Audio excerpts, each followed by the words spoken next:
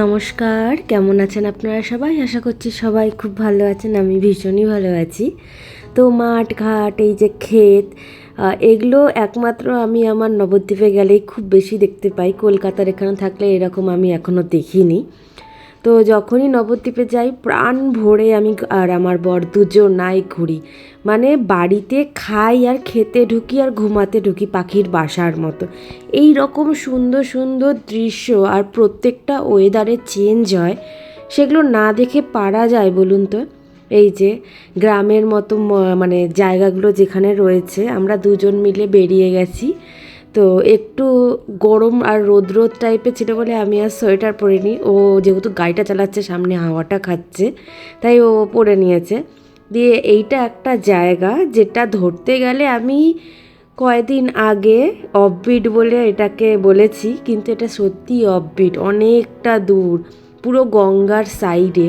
এটা অফবিটের মতো জায়গা, আর দেখতে তেমনি মনে হবে যেন হোমস্টেতে মানে রয়েছি, যেমন পাহাড়ের হোমস্টেগুলো হয় সেই রকম।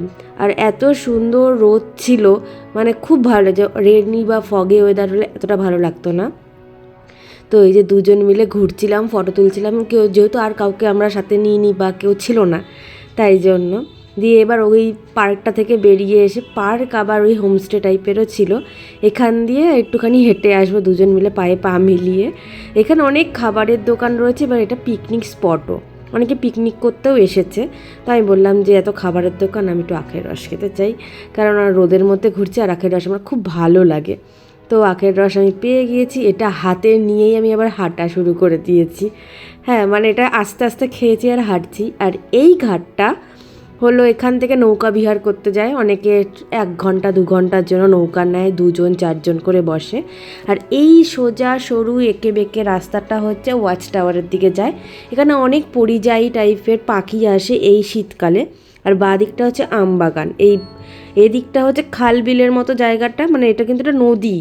হ্যাঁ, আর এর বাঁ দিকটা একটা জায়গা আছে আমবাগান, ওই দিকটা হচ্ছে অনেকেই দেখলাম রবিবার তো পিকনিক করছে।